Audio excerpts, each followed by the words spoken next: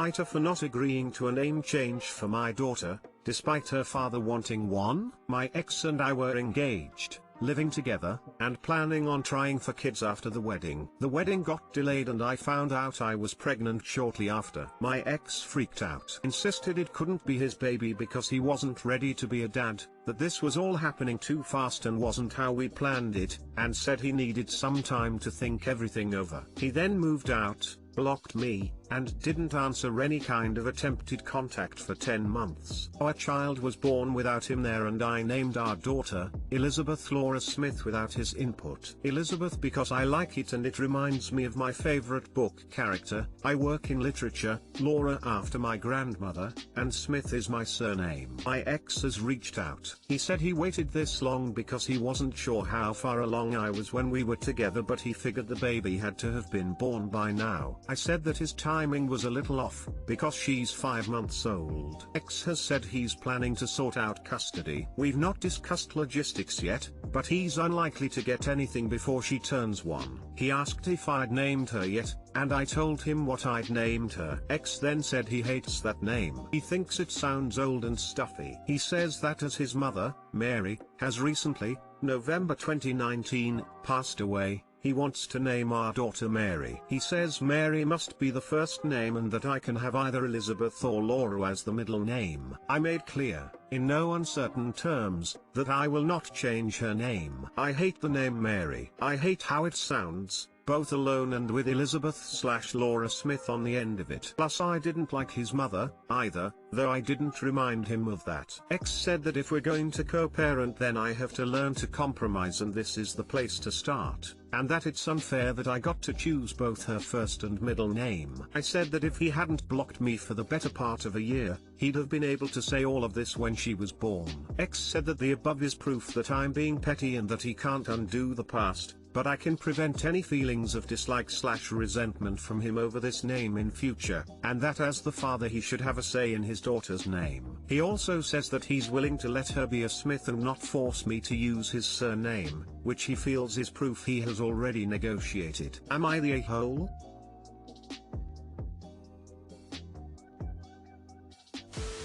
NTA. She's not a pet he can rename, or a community asset to divide. Frankly I would also refuse to rename a pet.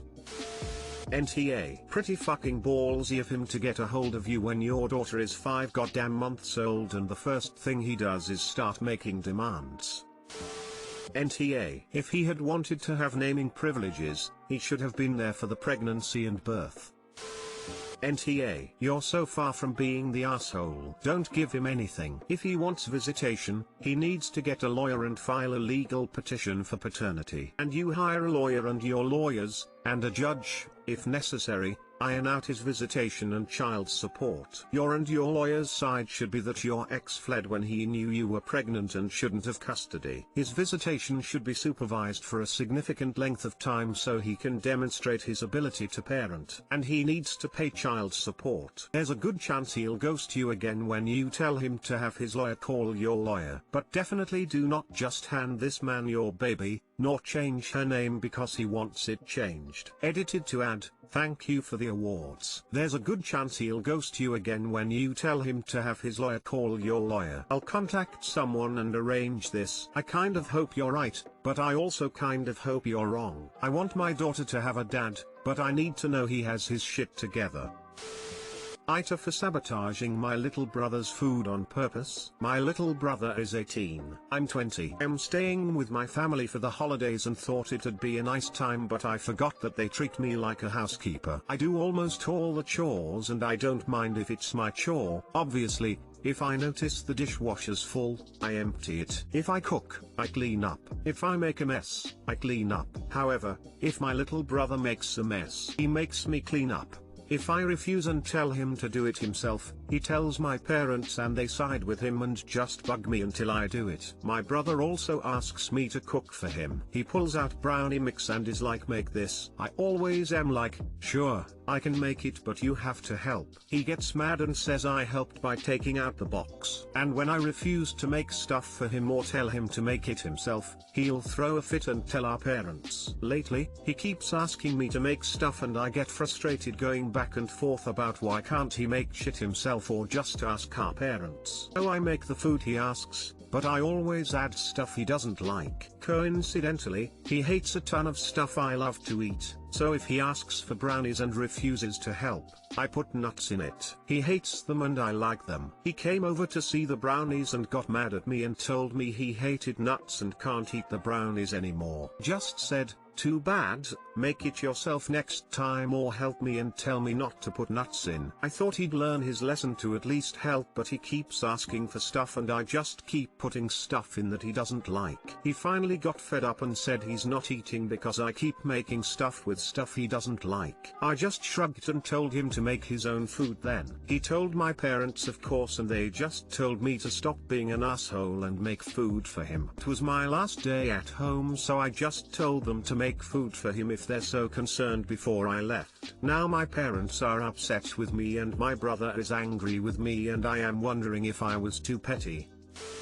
It sounds like your parents have really different standards for the two of you and much higher expectations on you. I'm guessing this is gender-based, though you didn't mention. Anyway, I think this is hilarious, and you should consider putting it in r/malicious compliance. Your brother is legally an adult and certainly old enough to handle making a box of brownie mix, and he's way past the point where he can stand to learn that if he wants something done a certain way, he can do it himself. NTA and well played. Yeah, 3 sentences in I went oh, Op is a girl, isn't she? NTA, when I was reading I thought your brother was like 5, then I went back and realized he was 18. Thank God you're out of there. I helped by taking out the box. No, just no. NTA, reading the title I was thinking otherwise, because you just don't fuck with someone's food, but you are not the asshole at all. Your brother is an entitled little brat who should be more than capable of making food for himself at his age. You know what's in the food and so does he just chooses not to eat it. Honestly, you should make it a rule with your parents going forward that you will not come into their house anymore unless they make it clear you will not be expected to cook for your brother. NTA, he sounds like an idiot. Why would you parents expect you to cater to him? Your parents are ours for allowing your brother to be such an entitled little turd. You are definitely NTA. Why do your parents baby him? That's nauseating.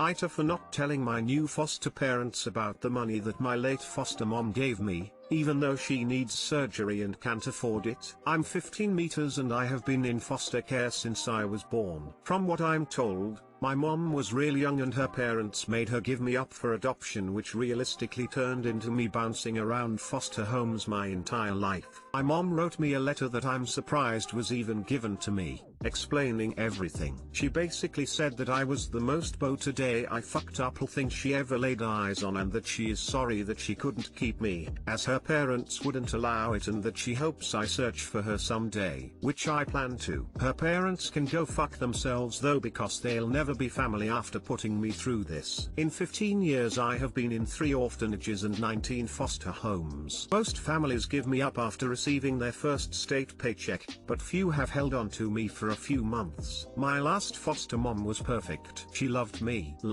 Actually loved me. Not the fake BS that normal families spew. She did everything she could possibly do to bring out the real me, and she truly cared. Unfortunately, my beloved foster mom passed away 3 months ago from terminal cancer that I wasn't aware she had. She included me in her will, where I received $50,000 in a trust fund that I can't touch until I'm 18 and $8,000 of just play cash that I can use now. I knew foster parents aren't that great. I was dropped off on their doorstep the day after my foster mom died without so much as an introduction. They showed me around the house and then just left me to my own devices, and that is how it's been since I've been here. They don't speak to me. They basically ignore my existence. Now I'm not sure if my caseworker told them about the money I had been given, because lately my foster mom has been dropping little comments like, "I really need this surgery. How can I afford it?" She isn't speaking directly to me, but it seems like it occurs every single time I walk in the room. So I'm assuming my caseworker blabbed. Mind you, she literally does not have conversations with me, so I don't even know what the surgery is for, and admittedly I don't don't care.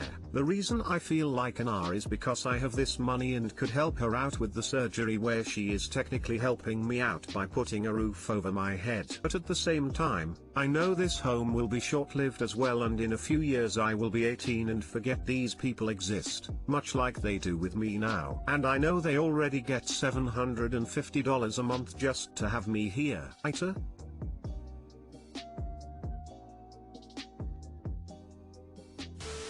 NTA, that money is yours, man. Sorry to hear about your hard life. Take it from me, it'll make you tougher, and that's never a bad thing. Don't waste money someone that actually loved you gave you on someone who doesn't truly loved you. Best of luck, man. Thanks, man, I appreciate it.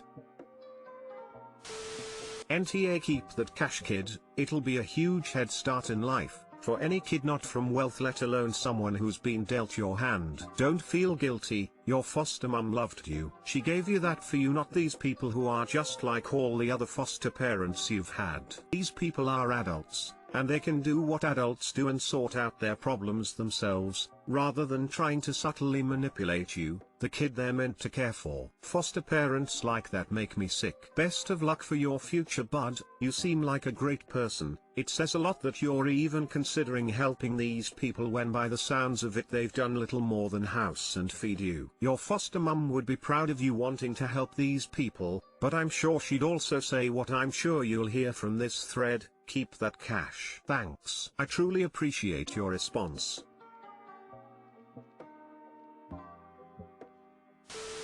NTA, you're under no obligation to give up your money to people who pay you the bare minimum of attention for an undisclosed medical issue they might not even have. Does she seem /sick? Any actual, visible issues? Obviously that's not a wholly reliable metric, but I can't help thinking if the woman needs surgery that bad she would be showing it somehow. From what I understand, foster kids don't really get a lot of help once they age out of the system. Once you turn 18, officialdom basically just cuts you loose, right? If so, that money gives you a serious head start, and much needed financial caution. If you're smart, and you sound like you are, you'll hang on to as much of it as possible for as long as possible. Go to college, maybe. Get a good, high-paying job, find your bio mom, and, I'd take her on vacay to Paris. But don't let this latest set of losers get it. Any so-called parents who would try to guilt-trip their own kid for money, foster or not, don't deserve one penny. She's overweight. Aside from that, there are no noticeable ailments. And yeah, once I turn 18 I will be out on the street basically if I don't play it smart. I mean, there are hostiles around that a few of my other foster siblings have checked into once they age out, but other than that there aren't many resources.